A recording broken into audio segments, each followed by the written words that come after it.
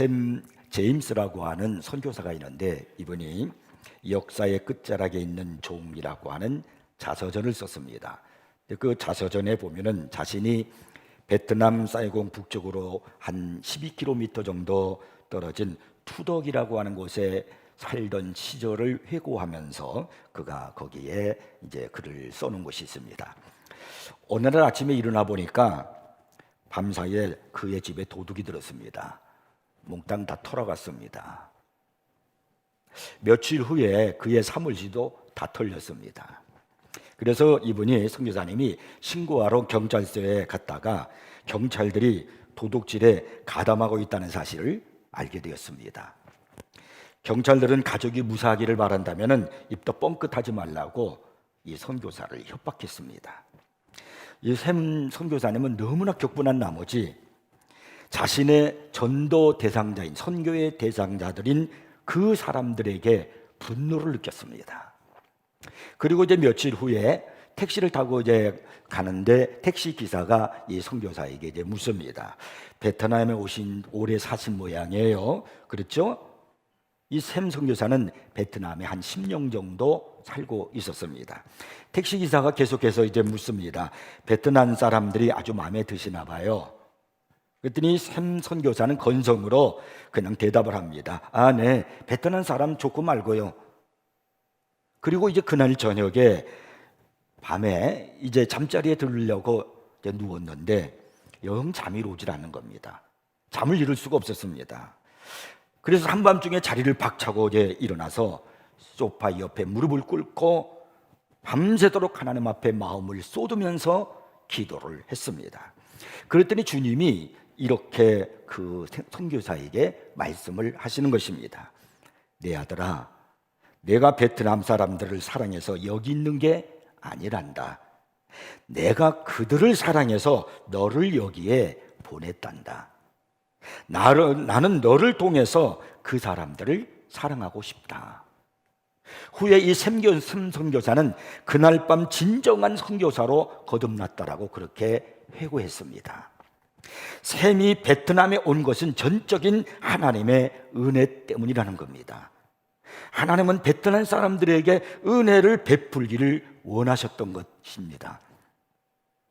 그분은 여러분을 통해서 다른 사람들을 사랑하기를 원하십니다. 누구가 아닌, 그 누구도 아닌 바로 당신 여러분을 통해서 여러분의 이웃의 다른 사람들을 사랑하고 그리고 하나님의 은혜를 맛보기를 원하고 계시는 겁니다. 우리도 하나님의 은혜로 이 땅에 선교사를 보내서 복음을 받고 예수 믿고 구원받아 하나님의 자녀가 되지 않았습니까? 모든 것이 다 주의 은혜입니다. 혹시 다른 것은 다 있는다 할지라도 여러분 주님의 은혜만은 잊지 않기를 주님의 이름으로 부탁을 드립니다. 하나님의 사랑만큼은 결코 잊지 않고 살아가기를 바랍니다. 다윗은 시편 103편 4절에서 말하기를 내 영혼아 여호와를 송축하며 그의 모든 은택을 잊지 말지어다 라고 그렇게 고백했습니다. 우리가 신앙생활을 하면서 흔들리고 때로는 불신앙을 갖게 되고 또 내가 세상 것들 때문에 시험에 넘어지게 되는 이유는 바로 이 하나님의 은혜를 잊고 있기 때문에 그런 겁니다. 자, 그러면 과연 은혜는 무엇일까요? 은혜는 우리 그리스도인들이 가장 많이 사용하는 단어이고요, 또한 그리스도인들이 알아야 할 가장 중요한 진리입니다. 그리스도 안에서 우리의 구원과 삶의 기초가 되는 것 역시 은혜입니다. 이 본문을 보면은 이 은혜라는 단어가 3번 계속해서 나오고 있는 것을 볼 수 있습니다. 이 절들에서 바울은 하나님이 은혜를 베푸심으로 은혜가 우리 주 예수 그리스도로 말미암아 우리에게 온다라고 그렇게 말하고 있습니다. 이 은혜는 거저 주시는 것이며 승리의 은혜이며 풍성한 은혜입니다. 자, 그러면 여러분은 은혜가 무엇이라고 그렇게 생각하십니까? 2009년도에 미국의 한 기독교 단체에서 그리스도인 수천 명에게 설문조사를 했습니다. 질문 내용이 뭐냐면 하나님의 은혜를 3가지 이상으로 정의하거나 묘사해 보십시오 라는 그런 것이었습니다. 그런데 압도적으로 많은 응답자가 한 말이 뭐냐면 하나님의 은혜를 뭐라고 표현했냐면 구원이다, 과분한 선물이다, 죄사함 받은 것이다. 이렇게 정의를 내렸습니다. 맞습니다. 우리는 은혜로 구원받았습니다. 구원은 선물입니다. 인류에게 주어진 최고의 선물, 그것은 바로 구원입니다. 구원은 물로 세리를 받거나 교회를 다니거나 종교적인 율법을 지킨다거나 또 내가 어떤 선행을 많이 함으로 이루어지는 것이 아닙니다. 에베소서 2장 8절 9절에 보면은 이렇게 말씀하고 있어요. 너희는 그 은혜에 의하여 믿음으로 말미암아 구원을 받았으니 이것은 너희에게서 난 것이 아니요 하나님의 선물이라. 행위에서 난 것이 아니니라고 이렇게 말씀합니다. 이 말씀은 우리의 구원이 무엇인가 하는 것을 압축해서 잘 설명해 주고 있는 그런 말씀입니다. 구원은 오직 믿음으로 이루어진 것입니다. 구원은 하나님의 아들의 죽음과 부활을 통해서 우리에게 주시는 하나님의 선물입니다. 우리가 하나님의 은혜로 구원을 받았다면 하나님 앞에 설 때까지, 내가 하나님 앞에 갈 때까지 또 역시 우리는 이 땅에서 은혜로 살아야 합니다. 삶을 위한 은혜도 똑같이 하나님의 호의로 절대적으로 하나님 앞에 하나님께서 우리에게 주시는 선물이라는 이 사실을 잊지 마셔야 됩니다. 우리 힘으로 이 은혜를 얻어낼 수 있는 것이 아닙니다. 그런데 우리 중에 어떤 사람들은 믿음으로 구원의 선물을 받고 난 다음에는 자신의 노력으로 하나님 앞에 지속적인 은혜를 받을 수 있는 것처럼 그렇게 살아갑니다. 하나님의 의지하여 호의와 복을 받는 것이 아니라 자신의 노력에 의해서 그렇게 하려고 한다는 말입니다. 이런 사람들은 더 오래 기도하고 또 더 자주 금식하고 자선 행위나 기독교에 관련된 봉사를 많이 해야 한다는 그렇게 생각을 합니다. 근데 이 말은, 이런 행위는 얼마나 답답한 행위인지 잘못된 행위인지 몰라요. 사도 바울은 이런 사람을 향해서 답답해하면서 갈라디아서 이렇게 해서 말합니다. 너희가 이같이 어리석으냐? 성령으로 시작하였다가 이제는 육체로 마치겠느냐? 그리고 갈라디아서 5장 4절에서는 계속해서 이런 말을 합니다. 율법 안에서 의롭다함을 얻으려 하는 너희는, 율법 안에서 의롭다함을 얻으려는 너희는 그리스도에게서 끊어지고 은혜에서 떨어진 자로다. 이 말씀을 일상의 언어로 쓰여진 메시지 성경이라는 것이 있습니다. 그럼 풀어 쓴 그런 성경이라고 그래요. 거기에 보니까 이렇게 풀어서 우리에게 설명을 하고 있습니다. 나는 여러분이 의도한 것이라고는 생각하지 않지만 그런 일이 실제로 일어나고 있습니다. 여러분이 종교 활동에 기대어 살려고 하는 순간 여러분은 그리스도에게서 떨어져 나간 것이며 은혜에서 떨어져 나간 것입니다. 여러분, 구원받은 것도 은혜요, 그리고 구원의 혜택을 계속해서 누리는 것도 은혜임을 잊지 마시기를 바랍니다. 그래서 바울은 자신의 모든 서신에서 거의 그가 동일하게 쓰는 말이 있어요. 우리 주 예수 그리스도의 은혜가 너희에게 있기를 원하노라. 계속해서 성경에 보면은 그의 서신서에 이런 말이 나오고 있습니다. 사도 야고보는 야고보서 4장 6절에서 뭐라고 그러냐면요, 그러나 더욱 큰 은혜를 주시니라고 그렇게 말씀합니다. 다시 말해서 우리가 이미 받은 은혜보다 더 큰 은혜가 준비되어 있다는 것입니다. 베드로서 1장 2절에서는요, 은혜와 평강이 너희에게 더욱 많을지어다 이렇게 말하고 있습니다. 우리가 은혜 속에서 지금 구원받고 살아가는데 살아야 하는 우리의 삶 속에 더욱 많은 은혜가 있다는 거예요. 배가가 넘치는 그런 은혜가 우리에게 있다는 것을 설명하고 있습니다. 그래서 사도들이 더욱 큰 은혜를 사모하고 기도했다고 그러지 않습니까? 우리도 더욱 큰 은혜를 사모하고 기도해야 할 줄로 믿습니다. 미국의 한 기독교 단체에서 은혜에 대한 설문조사를 했다고 하는데, 그래서 그들은 이제 평범한 그런 대답을 한 거예요. 은혜는 구원입니다. 은혜는 하나님의 선물입니다. 이런 대답을 했어요. 그런데 아주 중요한 핵심적인 대답을 그들은 놓쳤어요. 그것이 바로 뭐냐면 은혜는 하나님의 능력 주심이다 라고 하는 이 말에 대답을 한 사람들은 그 수천 명의 설문조사를 한 사람 가운데 2%밖에 안 되더라는 겁니다. 하나님은 그분의 은혜를 능력으로 정의하고 있다는 걸 아십니까? 고린도후서 12장 9절에 보면 하나님은 자신의 은혜를 이렇게 묘사하셨습니다. 내 은혜가 내게 족하도다. 이는 내 능력이 약한 데서 온전하여 짐이라. 여기 약한이란 이 단어는 무능함을 의미합니다. 하나님은 내 힘으로 감당할 수 없는 상황을 만났을 때 나의 은혜가, 나의 능력이 가장 크게 나타난다, 이렇게 지금 말씀하고 계시는 겁니다. 그래서 바울이요, 내가 약한 것을 자랑하리라고 이렇게 고백했던 겁니다. 은혜는 능력이요 힘이라는 사실을 잊지 마시기를 바랍니다. 우리는 이 굉장히 놀라운 이 중요한 사실을 오늘날 잊어버리고 살고 있어요. 존 더반의 성경 용어 백과사전에 보면은 은혜에 대한 정의를 내리고 있는데, 거기에서 이렇게 은혜에 대한 정의를 내리고 있습니다. 이 은혜는 우리를 의롭다고 여김으로써 하나님과 우리의 관계에 막대한 영향을 미치는 역동적인 힘이다. 은혜는 우리의 경험에도 영향을 미친다. 그 다음 말이 참 중요해요. 잘 들어보세요. 은혜는 항상 하나님이 우리 안에 능력을 주셔서 우리의 무력함을 이기게 하심으로 나타난다. 은혜는 항상 하나님이 우리 안에 능력을 주셔서 우리의 무력함을 이기게 하심으로 나타난다. 여러분, 은혜가 하나님이 주시는 능력이라는 이 사실 잊지 마시기를 바랍니다. 존 비비어 목사가 은혜가 하나님이 주시는 능력이라는 이 설명을 하기 위해서 한 이야기를 한 것이 있는데 여러분에게 들려드리겠습니다. 어느 선교회 사람들이 아프리카 적도 근처의 오지에 사는 소수 부족을 이제 발견했습니다.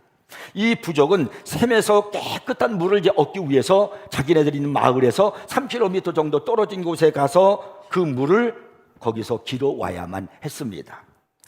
그들은 자기 가족들에게 깨끗한 물을 마시게 하기 위해서 그들은 그 3km 정도 떨어진 곳으로 가요.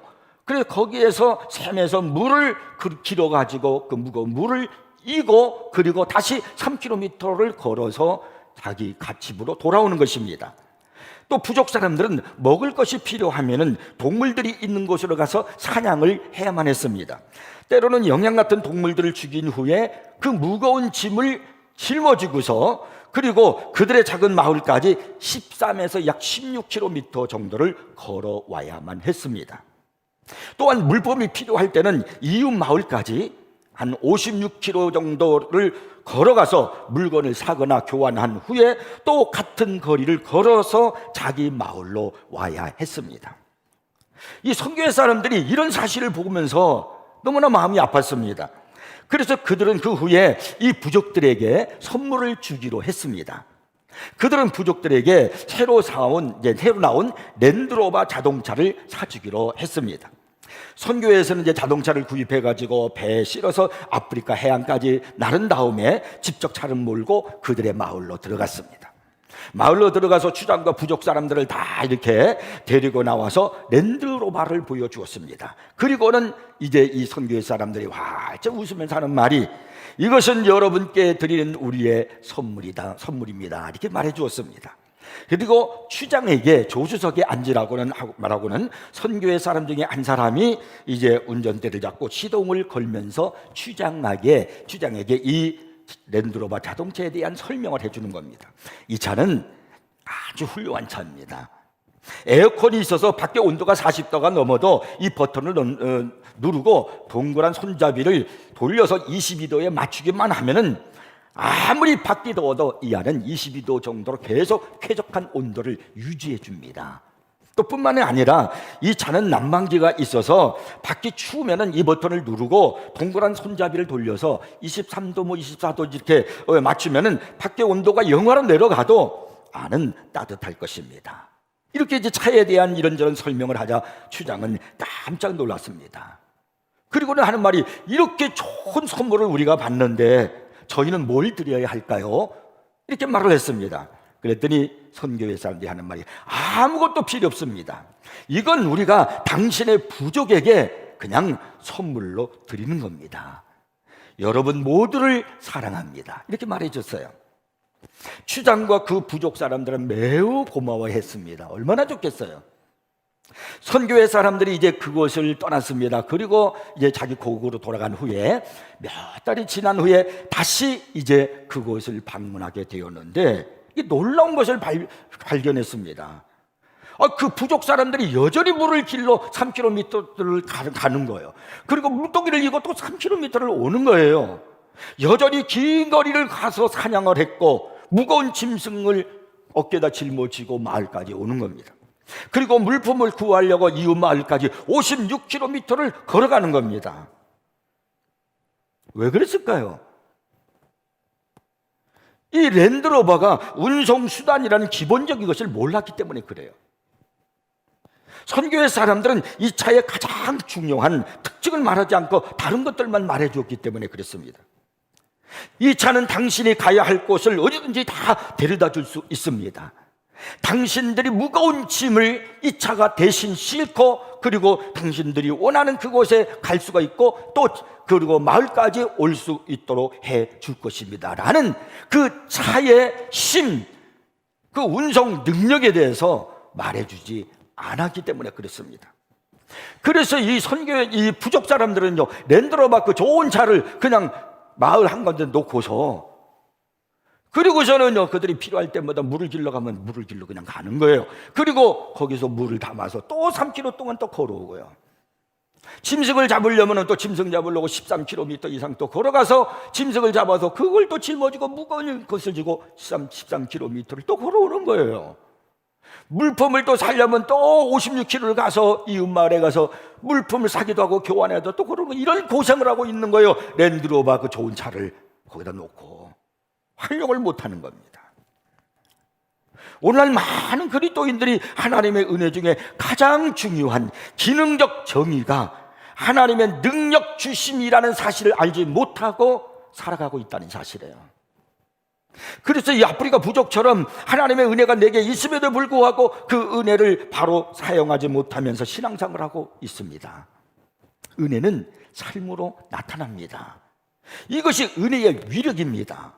그래서 은혜 받은 사람과 그렇지 않은 사람은 결코 분명하게 이게 다르게 보여집니다. 다시 말해서 은혜는 성도의 삶에 눈에 나타나도록 눈에 뜨이게 이것이 밖으로 드러나진다는 것입니다. 왜? 능력이니까요. 하나님은요 요한복음 1장 16절에서 은혜에 대해서 설명하기를 이렇게 말씀했습니다. 우리가 다 그랬어요. 그가 누구냐면 예수 그리스도예요. 그의 충만한 데서 받으니, 예수님의 충만한 데서 받으니 은혜 위에 은혜로라. 여기 은혜 위에 은혜라는 말은 가장 풍성한 은혜라는 것을 말하는 겁니다. 하나님은 우리에게 가장 풍성한 은혜를 주셨습니다. 이것을 성경은 예수 그리스도의 충만함을 주는 것이다 이렇게 표현하고 있습니다. 예수 그리스도 자신의 충만한 그것이 능력이란 말입니다. 하나님의 은혜는 우리에게 예수 그리스도의 충만함을 주신 겁니다. 오늘 본문 17절을 보시면 이런 말씀이 있어요. 한 사람의 범죄로 말미암아 사망이 그 한 사람을 통하여 왕노릇하였은즉, 아담이 범죄하여 사망이 그렇게 와서 우리를 그 죄가 우리를 왕노릇하듯이 만들었다는 거예요. 더욱 은혜와 의의 선물을 넘치게 받은 자들은 누구예요? 저와 여러분들이에요. 한 번 예수 그리스도를 통하여 생명 안에서 왕노릇하리로다. 우리가 은혜를 풍성하게 받은 우리는 예수 그리스도를 통하여 이제 생명 안에서 왕노릇하는 사람이라는 말입니다. 우리는 생명 안에서 왕노릇해야 되는 겁니다. 이 세상이 우리를 다스리면 안 돼요. 우리가 이 세상에서의 삶을 다스려야 됩니다. 우리는 그리스도 안에 있습니다. 우리는 그분의 몸입니다. 우리는 세상에서 그리스도로 살아가는 겁니다. 요한일서 2장 6절에 보면은 그 사실을 이렇게 말씀합니다. 그의 안에 산다고 하는 것은, 예수 그리스도의 안에 산다라고 하는 것은 그가 행하시는 대로 자기도 행할지니라. 우리는 예수님이 이 땅에 사신 것처럼 살아야 된다 그런 말이에요. 하나님은 우리가 예수님처럼 행하기를 기대하고 계십니다. 자, 그렇다면 우리는 예수님이 어떻게 사셨는가에 대해서 물어야 됩니다. 예수님은 충만한 은혜로 어떻게 사셨습니까? 충만한 예수님의 은혜가 우리 안에 있는데 그러면 우리는 어떻게 또 살아야 되는가 하는 것을 예수님을 통해서 물어야 됩니다. 예수님은 충만한 은혜로 어떻게 사셨을까? 첫째는 인간의 모든 필요를 채워주셨습니다. 예수님이 인간의 필요를 채워주셨다는 이 사실은 복음서에 너무나도 자세하게 기록되어 있지 않습니까? 예수님은 아픈 사람을 낫게 해주시고 속박된 사람들을 구원해 주시고 적은 음식으로 배고픈 무리들을 배불리 먹이게 해주시고 심지어는 죽은 사람도 살려주셨습니다. 우리는 하나님의 은혜의 선물을 통해서 예수님이 하신 일을 할 수 있다, 이런 말입니다. 성경은 초대교회에 대해서 이렇게 기록하고 있어요. 사도행전 4장 33절입니다. 사도들이 큰 권능으로 주 예수의 부활을 증언하니 무리가 큰 은혜를 받아. 여기에 보시면은 두 개의 단어, 큰 권능과 큰 은혜라는 그 단어를 결부시키고 있는 것을 볼 수가 있습니다. 왜 그러냐면 은혜는 하나님의 능력이기 때문에 그렇습니다. 근데 여러분, 사도들만이 아니에요. 평신도 중에 스데반 집사가 있습니다. 우리와 똑같은 그런 평신도 중에 스데반 집사가 있습니다. 그는 평범한 사람입니다. 하지만 성경은 그에 대해서 이렇게 말씀합니다. 스데반이 은혜와 권능이 충만하여, 항상 은혜 가면은 능력, 권능이 따라다녀요. 은혜와 권능이 충만하여 큰 기세와 표적을 민간에 행하니. 평신도인 스데반이 어떻게 놀라운 기적을 행할 수 있었다고 말씀합니까? 하나님의 은혜와 능력으로 기적을 행했다는 겁니다. 그는 그저 받은 하나님의 능력으로 사람들의 필요를 채워준 겁니다. 그렇다면 여러분도 하나님의 은혜로 그렇게 살아갈 수가 있다는 이야기예요. 하나님의 능력 안에서 우리는요, 질병과 고통과 살아가는 사람들이 닥칠 여러 가지 삶의 역경들을 다스릴 수가 있습니다. 하나님의 은혜의 능력으로 우리가 그렇게 살아갈 수가 있다는 거예요. 그 다음에 두 번째, 예수님은 충만한 은혜로 어떻게 사셨을까? 놀라운 지혜를 행하셨습니다. 예수님은 놀라운 지혜, 통찰력, 독창성, 창의성을 가지고 행하셨습니다. 예수님의 지혜는 최고의 교육을 받은 사람들도 깜짝 놀라게 했습니다. 그러면 그분의 지혜는 어디서 왔습니까? 예수님의 어린 시절을 기록하고 있는 누가복음 2장 40절을 보면요, 아기가 자라며 강하여지고 지혜가 충만하여 하나님의 은혜가 그의 위에 있더라고 그렇게 말씀합니다. 예수님의 특별한 지혜가 있었던 것은 바로 은혜 때문이었습니다.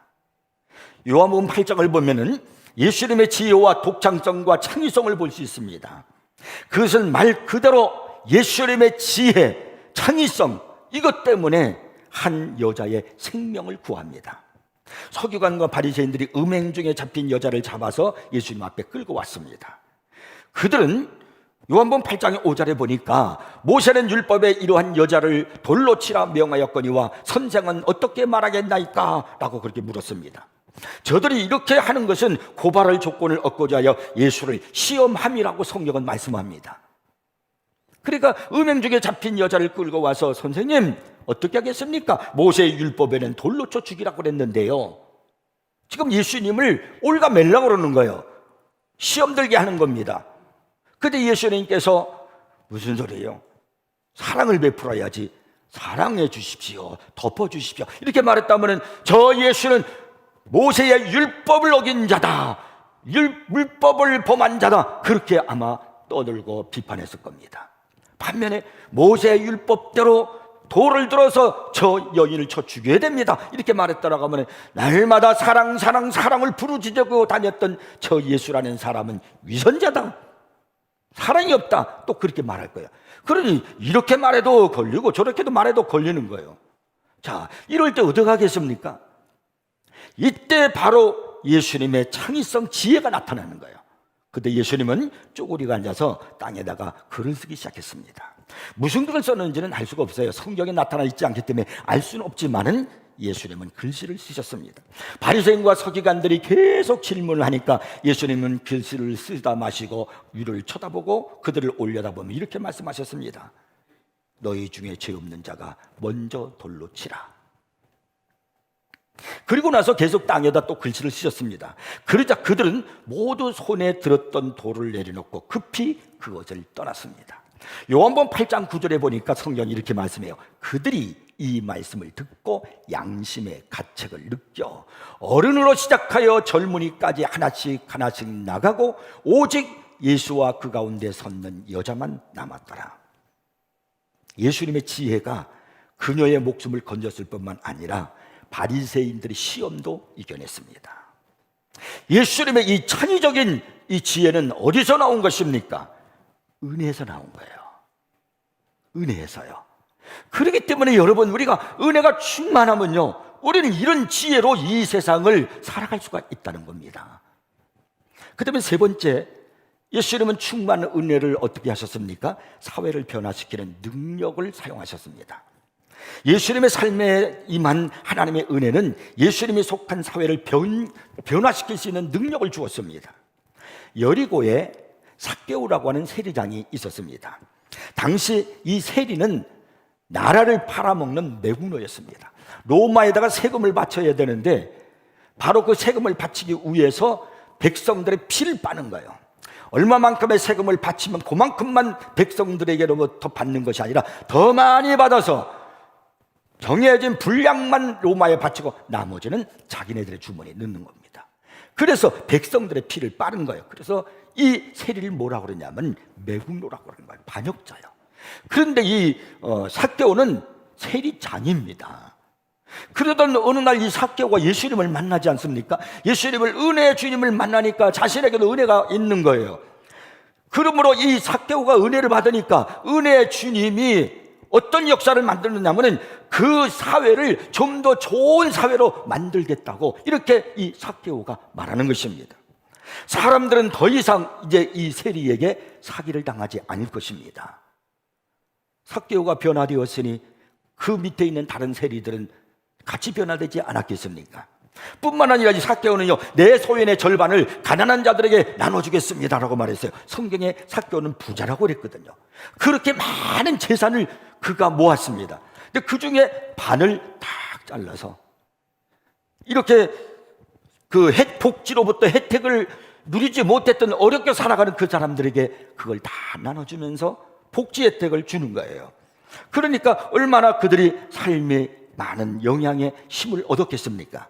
또 그것이 끝이 아니었습니다. 삭개오가 또 뭐라 그랬냐면요, 내가 누구를 속여서 빼앗은 것이 있으면 4배나 갚겠나이다 그랬어요. 그러므로 말미암아 지역 경제가 활성화되어지는 겁니다. 예수님의 은혜의 능력은 사회를 변화시키는 능력이었던 겁니다. 어떻게 그렇게 됐습니까? 은혜로요. 은혜가 그렇게 된 겁니다. 그러니까 여러분, 오늘 우리에게 필요한 게 바로 뭐냐면 은혜예요. 예수님은 요한복음 14장 12절에서 이런 말씀을 하셨습니다. 나를 믿는 자는 내가 하는 일을 그도 할 것이요 또한 그보다 큰 일도 하리니. 예수님이 하신 일보다 더 큰 일도 하신다는 거예요. 어떻게 그런 일이 가능할 수 있습니까? 하나님이 거저 주시는 과분한 은혜의 선물을 통해서 그것이 가능한 겁니다. 예수님이 하나님의 은혜의 선물을 통해서 세상을 바꾸었던 것처럼 우리도 은혜를 통하여 사회를 바꾸어야 합니다.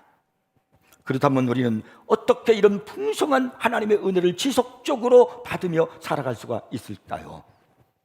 그 비결의 말씀을 로마서 5장 1절 2절에서 말씀하고 있습니다. 자, 제가 읽어보겠습니다. 그러므로 우리가 믿음으로 의롭다 하심을 받았으니 우리 주 예수 그리스도로 말미암아 하나님과 화평을 누리자. 또한 그로 말미암아 우리가 믿음으로 서 있는 이 은혜에 들어감을 얻었으며 믿음으로 서 있는 이 은혜에 들어감을 얻었으며 하나님의 영광을 바라고 즐거워하느니라. 이 구절에서 중요한 단어가 뭐냐면 들어감이라는 단어예요. 이 들어감이라는 단어는 그리스 사전에 보면 접근이라는 의미가 있지만은 웨스터 사전에 보니까 접근하거나 들어가거나 대화하거나 이용할 수 있는 능력과 권리나 허가로 정의가 되어 있습니다. 그러니까 이 말씀은 우리가 은혜로 들어감을 얻을 수 있도록 허가되는 것이 바로 뭐냐면 믿음이라는 것입니다. 믿음은 은혜에 들어가게 하는 허가서라는 겁니다. 우리가 은혜에 참여하느냐 참여하지 못하느냐 여부를 결정짓는 요인이 바로 뭐냐면 믿음이라는 거예요. 믿음이 하는 다른 방식으로는 은혜에 들어갈 수가 없습니다. 예를 든다면 이제 제가 대통령실에 이제 들어가서 대통령을 이제 만나기를 원하는 겁니다. 그런다고 내가 원한다고 해서 대통령실에 들어갈 수 있는 게 아닙니다. 허가를 받아야 돼요. 대통령실로부터 경호대로부터 허가를 받아야 돼요. 저희 뭐 실현주의도 할 것이고 다. 그래서 거기서 허가가 나와서 그 허가증을 이제 가졌어요. 그러면 대통령실에서 바로 입구서부터 제가 허가증을 딱 보이면 통과. 그래서 대통령실을 들어갈 수가 있고 또 대통령과 만남도 이루어질 수 있지 않겠습니까? 바로 믿음이라는 것이 바로 그 허가예요. 은혜 안에 들어가기 위해서 우리에게 허가된 것이 뭐냐? 믿음이라는 겁니다. 그 여러분이 믿음을 가지면 은혜 안에 들어간다는 겁니다. 여러분, 믿음의 근본이 뭐예요? 하나님의 말씀이라고 그랬죠. 모든 은혜는 그분의 말씀 안에 다 들어 있습니다. 풍성한 은혜의 물에 접근하려면 반드시 그분의 말씀을 믿어야 하는 거예요. 믿음이라는 파이프로 아니면 빨대라고 하든지 믿음이라는 빨대가 있어요. 그런데 성경이라는 그 안에는 풍성한 은혜의 물이 담겨져 있습니다. 그러면 그 은혜의 물을 어떻게 마실 수 있을까? 믿음의 빨대를 거기다 딱 꽂아서 빨면 돼요. 그러면 하나님의 풍성한 은혜의 선물이 내게 들어오는 거예요. 이게 들어감이에요. 은혜의 들어감입니다. 그러니까 하나님의 말씀과 믿음으로 이렇게 연결되면은 결국 우리는 어떠냐면 풍성한 은혜의 능력을 누릴 수 있다, 그런 이야기입니다. 하나님은 우리를 구원하시는 것으로 끝나는 게 아니에요. 여기 이 세상에서 제대로 살아갈 수 있는 능력도 주십니다. 그 능력을 주시기 위해서, 세상에서 살아갈 수 있는 능력을 주시기 위해서 하나님이 우리를 어느 곳으로 인도하냐면 풍성한 은혜의 자리로 인도한다는 말입니다. 하나님이 원하시는 자녀의 모습은 의의 명분만 있고 죄와 연약함을 극복할 수 있는 능력이 없는 사람으로 만드는 게 아닙니다. 그분이 뜻하시는 구원은 앞으로 내가 가야 할 저 천국, 이 세상뿐만이 아니라 오늘 이 세상에서의 살아가는 삶 속에서도 승리하는 삶을 사는 그런 완성품이 되도록 능력을 주시기를 원하시는 겁니다. 그래서 우리는요, 매일 하나님의 능력으로 살아가야 됩니다. 하나님의 은혜로 살아가야 된단 말이에요. 여러분, 예수 믿는 우리들이 풍성한 이 은혜가 없으면 우리는 이렇게 능력 있는 삶을 살 수가 없는 거예요. 그래서 은혜가 중요합니다. 매일매일의 은혜가 중요한 거예요. 이 은혜의 힘으로 오늘을 살아가는 겁니다. 자, 이제 이 은혜의 힘이라는 이것을 여러분이 깨닫게 하기 위해서 이제 찬양을 우리 모두가 한번 해보려고 해요. 가사를 특별히 잘 한번 여러분이 보시면서 같이 한번 찬양을 한번 해보겠습니다. 은혜의 힘입니다.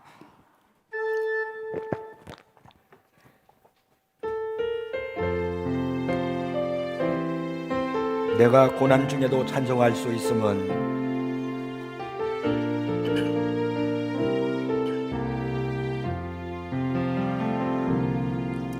내가 고난 중에도 찬송할 수 있음은 은혜의 힘입니다. 은혜의 힘입니다. 내가 실패했어도 감사할 수 있음은 은혜의 힘입니다. 은혜의 힘입니다. 나를 대적하는 자, 사랑할 수 있음은 은혜의 힘입니다. 은혜의 힘입니다. 내게 고통 주는 자, 품어줄 수 있는 은혜의 힘입니다. 은혜의 힘입니다. 주님의 은혜가 내 안에 들어오면 나는 날마다 기뻐집니다.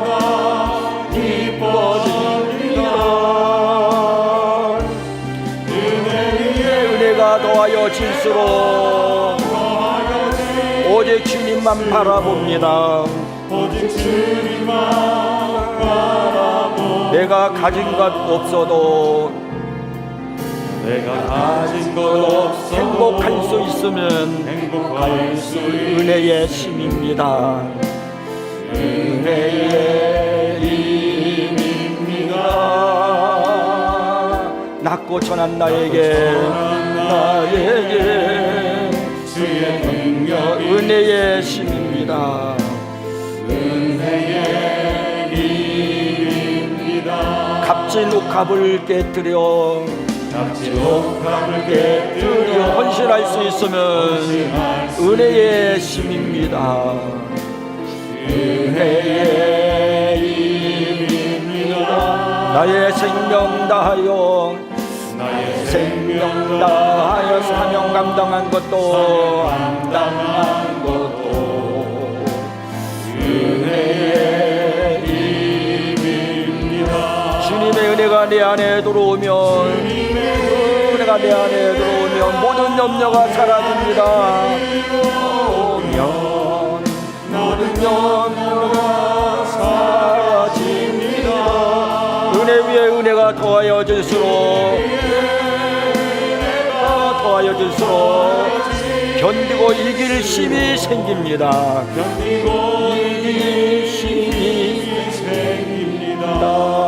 아멘. 은혜가 힘입니다. 여러분, 은혜 충만히 받는 우리 세인교회 성도들 되기를 바랍니다. 기도하겠습니다.